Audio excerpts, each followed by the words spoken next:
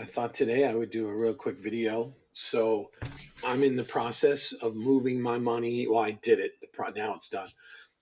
Out of my 401k into an IRA. The reason I did that was after talking with them, I found out that basically there were no benefits. Uh, None of the funds that I was in had a lower expense ratio than as if I was in an IRA picking up the same stuff. So I have better flexibility. I found out my plan would only allow me to do full rollouts. So even if I kept it till I was 59 and a half, I wouldn't be able to do partial payments. So just massive waste to me. So I rolled the whole thing over into an IRA. And once I did that, that opened up some interesting things. So while I was in the process of doing that, I spoke with the representative about some fixed annuity stuff, which basically just, it really, they work almost just like a CD, except for you can take out 10% of the principal every year if you want.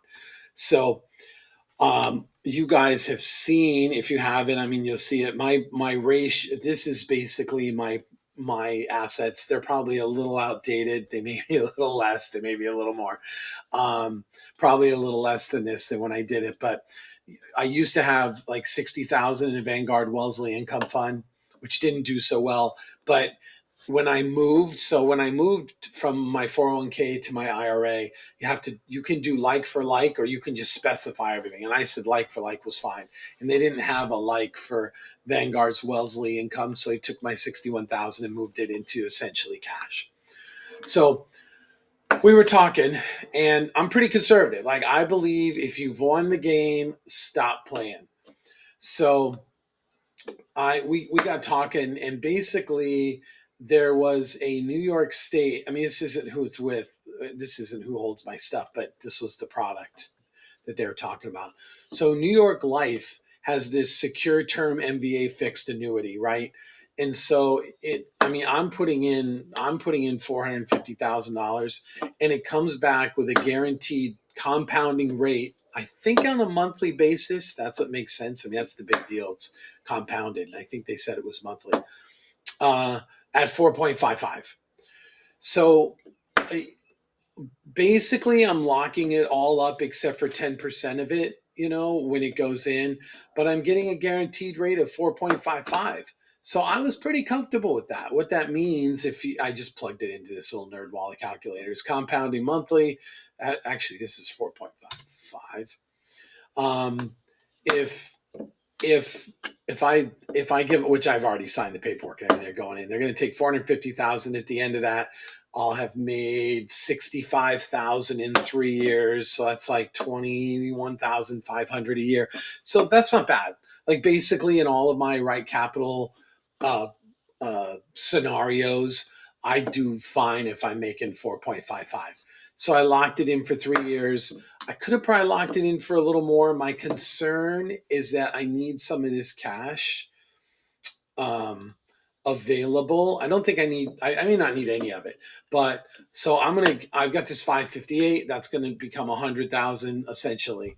And when in a year and a half, when I turn 59 and a half, while Beth is still working, I'm going to start taking out withdrawals to build up my cash assets. In other words, technically that's like a cash asset, but I'm actually going to make it pure cash because I'm going to need to do it. I'm going to need to do the Affordable Care Act, Obamacare, if it's still in its current state. I'm going to be doing that from when my wife turns 62 or 63, depending on when she wants to retire. She's talking 63, but the plan is 62.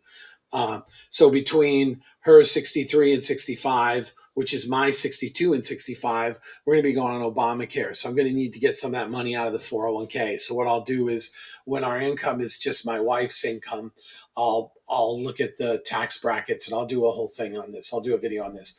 I'll look at the tax brackets and figure out what it takes to, do some Roth stuff, or I may have to even get it out of Roth. I'll have to look. I may just do some withdrawals so that I can have more in my cash, my true cash accounts, because this is what I have in my cash accounts now, which this will be drained down a little bit, maybe at like 40, 50,000 a year, according to the plan. But my point is, I was thinking through this stuff because I'm like, well, how much am I going to need during that time frame? Because basically I need enough for when I'm 58 to 59, right? No, I have 58, 59 covered already. 59 to 60, 60 to 61, 61 to 62, 62 to 63, 63 64, 64 to 65. So my cash needs to cover these years, but it only needs to cover the last 3 years for healthcare, which is really my concern. So during these 3 years before we go on healthcare, or the year before we go on healthcare, the year before that, 2 years before, I'm going to start drawing down. So basically, the only reason I'm even having this conversation is because I wanted to figure out how much I could safely pull out of this and put into this thing. And so I figured at the end of the day, 450,000 will be fine. So I'm convinced. You guys may have a different opinion, which is fine. Stick it in the comments. I don't think interest rates are going to be going up. I just don't. Um, I think things are going really well. I think interest rates will go down.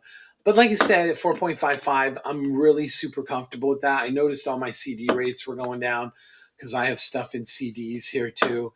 Um, and I noticed those rates were going down. So that's what I did. So I thought I would share it with you guys, give you your thoughts. This was the product they had. My first question was, hey, is New York Life secure? And apparently it's one of the biggest insurance companies in the world.